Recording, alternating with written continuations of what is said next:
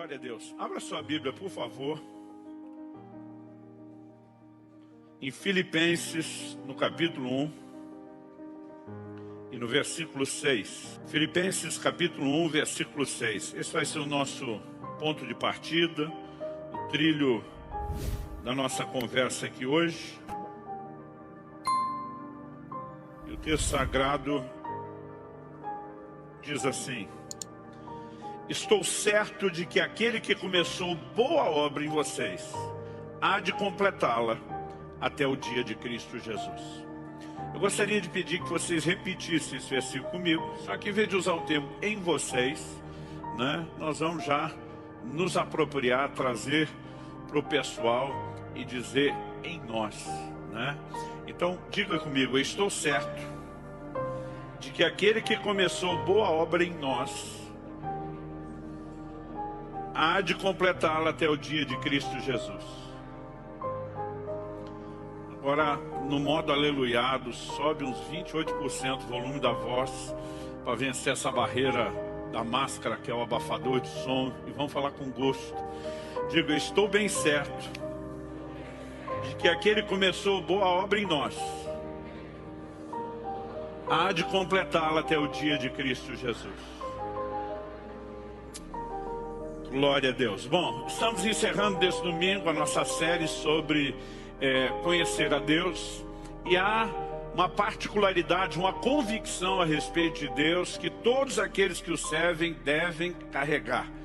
E a certeza de que Ele, né, quando o apóstolo Paulo diz aquele que começou, ele está falando a respeito de Deus, de que Ele que começou a boa obra tem um compromisso de não nos abandonar, para que o que foi iniciado seja concluído. Nós precisamos entender quem Deus é e permitir que o nosso coração se encha da mesma certeza, né, que levava Paulo a dizer eu estou certo. Outra tradução diz bem certo, convicto, né, de que quem começou a obra há de terminá-la. O que é que Deus queria nos comunicar com essas palavras que o Espírito Santo inspirou o apóstolo Paulo a escrever? Sua disposição, sua intenção, sua determinação e persistência de concluir aquilo que começou. Acredito que é por isso que em Hebreus 12:2 Jesus é chamado de o autor e o consumador da fé. Ele não apenas dá início, mas ele quer finalizar o processo. E acredito que muitas pessoas acabam falhando no relacionamento com Deus, na caminhada da vida cristã, por não entenderem algo que é básico, algo que é essencial. Deus é digno de confiança, né? Ele é digno, é fidedigno de toda a nossa confiança. Tozer, no seu livro Conhecimento do Santo, faz uma declaração clássica. Ele diz: uma concepção correta sobre Deus é fundamental, não somente para a teologia sistemática, mas também para a prática da vida cristã. Nós precisamos conhecer a Deus e entender que a fé se apoia no caráter de Deus. Um Deus que está acima de qualquer suspeita. Aliás, esse é o tema da minha mensagem hoje. Acima de qualquer suspeita, né? Quero chamar a sua atenção para seguir nessa convicção, nesse trilho do apóstolo Paulo. E para isso eu quero construir, né, a nossa ideia, o nosso raciocínio, primeiro trabalhando vários exemplos da nação de Israel no Velho Testamento, e de como Deus nos mostrou que eles falharam, não entendendo que o Deus que começou levaria adiante aquilo que começou. Em segundo lugar, eu quero destacar que, embora Deus tenha esse compromisso de não abortar o que Ele iniciou, nós não podemos olhar só a parte de Deus. Existe o aspecto da nossa parte, da responsabilidade humana. Mas em terceiro e último lugar, nós vamos trabalhar a conclusão, o arremate aí da ideia a respeito do que significa essa confiança em Deus.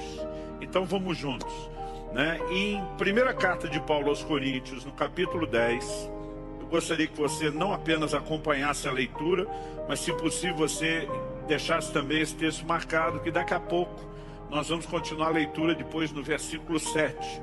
Mas por enquanto vamos ler do 1 ao 6. O texto diz assim: ora, irmãos, Não quero que vocês ignorem que os nossos pais estiveram todos sob a nuvem, e todos passaram pelo mar, e todos em Moisés foram batizados, tanto na nuvem como no mar.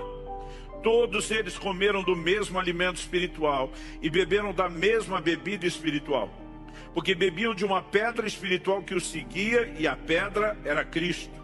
Mas Deus não se agradou da maioria deles, razão pela qual ficaram prostrados no deserto. Ora, essas coisas se tornaram exemplos para nós, a fim de que não cobicemos as coisas más como eles cobiçaram. Eu quero destacar principalmente a expressão do verso 6, né? Que essas coisas se tornaram exemplos para nós. No versículo 11, Paulo vai dizer a mesma coisa. Essas coisas foram escritas para nossa advertência, para nosso exemplo de quem são chegados os fins dos tempos. Ou seja, cada vez que eu e você lemos, né, essas histórias do Antigo Testamento sobre os israelitas, Deus não está apenas nos informando a história, a cronologia de um povo, Ele está nos apresentando lições preciosas, práticas. Paulo não fala apenas deles como se fosse um povo que viveu uma outra aliança totalmente desconexa. Ele pega figuras, né, a tipologia, vamos dizer assim, começa a dizer, foram batizados no mar e na nuvem, beberam da pedra que os seguia, que era Cristo. Em tudo isso, ele nos mostra que apesar de viverem uma aliança diferente, há princípios envolvendo tanto o comportamento deles, o que Deus esperava, que se aplicam a nós hoje, que vivemos na nova aliança. Isso precisa nos levar a considerar o como eles falharam. Porque é algo que eu vou explorar daqui a pouco no segundo aspecto, é que, embora Deus sempre esteja disposto a continuar aquilo que começou, a levar a termo, a cabo, a concluir o que Ele deu início, nós temos uma responsabilidade nesse processo. Em algum momento, porque realmente falharam tanto, a Bíblia diz, Deus não se agradou da maioria deles, razão pela qual ficaram prostrados no deserto. Então nós podemos ter certeza de que desde que não falhemos com Deus, né, nós não vamos experimentar nenhum tipo de interrupção no processo. Nós não apenas podemos, mas nós precisamos confiar num Deus que tem o compromisso de, assim como começou a boa obra em nós, de concluí-la. Em nome de Jesus, amém? Então, eu queria que a gente pudesse pegar alguns desses exemplos que foram escritos para nossa advertência. Eu tenho lido bastante nesses dias o Pentateuco, os primeiros 5 livros de Moisés, e eu realmente fiquei impressionado com a quantidade de textos que fala de um comportamento errado dos israelitas, que depois de serem tirados por Deus do Egito, o que é uma figura extraordinária de redenção. Nós sabemos que no Novo Testamento, o apóstolo Paulo se refere a Cristo como nosso Cordeiro Pascal. Nós sabemos que há figuras muito claras na saída deles do Egito. É uma das maiores figuras de redenção que nós encontramos no Velho Testamento. Mas depois de serem salvos por Deus, falando na tipologia, o tempo todo eles acreditavam que Deus só os havia tirado do Egito para abandoná-los depois. E toda pessoa que vai caminhar com Deus precisa conhecer o caráter de Deus acima de qualquer suspeito. Precisa saber que Ele é digno de confiança e que Ele não nos salvou para simplesmente virar as costas para nenhum de nós no caminho. Ele não nos salvou para depois nos abandonar no meio do processo. Mas vamos ver alguns desses erros. Em Êxodo, no capítulo 14, dos versículos 10 a 14, logo depois deles saírem do Egito, de terem visto Deus manifestar o seu poder com mão forte, como diz a Escritura, com sinais, milagres, maravilhas, as 10 pragas sobre o Egito, tudo aquilo que Deus tinha feito. Agora, quando finalmente eles saem, a Bíblia diz que o faraó se arrependeu e sai atrás deles em perseguição. E eles ficam apavorados e começam a murmurar e reclamar que Deus só os tirou para que depois eles fossem mortos pelos egípcios no deserto. Vamos ver esse texto. Êxodo capítulo 14, de 10 a 14, diz assim: E chegando Faraó, os filhos de Israel levantaram os olhos, e eis que os egípcios vinham atrás deles, e ficaram com muito medo. Então os filhos de Israel clamaram ao Senhor, Disseram a Moisés: será que foi por não haver sepulturas no Egito que você nos tirou de lá para que morramos nesse deserto? Que foi que você fez conosco tirando-nos do Egito? Não foi isso que dissemos a você no Egito: deixe-nos em paz para que sirvamos os egípcios? Pois teria sido melhor para nós servir os egípcios do que morrer no deserto. Moisés, porém, respondeu ao povo: não tenham medo, fiquem firmes e vejam o livramento que o Senhor lhes fará no dia de hoje, porque vocês nunca mais verão esses egípcios que hoje estão vendo. O Senhor lutará por vocês, fiquem calmos. A diferença de perspectiva é enorme, né? Moisés está olhando e dizendo: Deus não fez tudo o que fez até agora para simplesmente virar as costas e nos abandonar. Ele continua conosco, Ele vai continuar o que começou, Ele tem promessas para nós, Ele vai nos levar a uma terra de abundância, a um lugar que mana leite e mel. Moisés entende quem é o Deus que ele está servindo e entende que não haverá interrupção no processo. Mas o povo começa a dizer: não, ele fez isso tudo só para nos abandonar depois. E muitas vezes, quando olhamos os relatos das Escrituras, nós vamos perceber que a classificação, né, de tudo isso que eles disseram de forma recorrente. Eu vou ler apenas 3 exemplos aqui, mais adiante, num outro ponto, no outro argumento, um quarto, mas é impressionante o como a Bíblia menciona esse comportamento. Posteriormente, quando a Bíblia menciona que eles partem de Elim, um lugar onde permaneceram acampados, eles reclamaram que Deus os abandonou para fazê-los morrer de fome no deserto. É um momento quando finalmente Deus passa a enviar o maná, aquela provisão diária de alimento. Mas me acompanhe agora, Êxodo 16, versículos 3 e 4.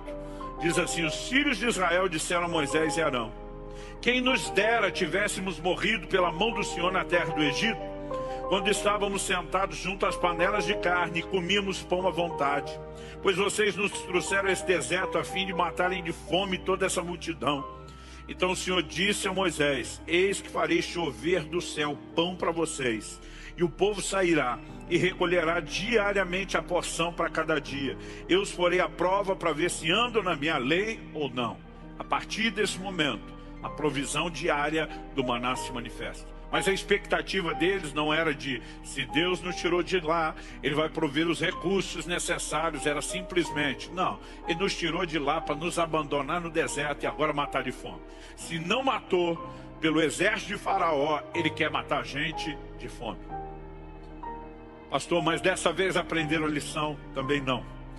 Quando você olha Êxodo capítulo 17, um pouquinho depois, eles fizeram o mesmo quando chegam num lugar chamado Refidim e descobrem que não havia água.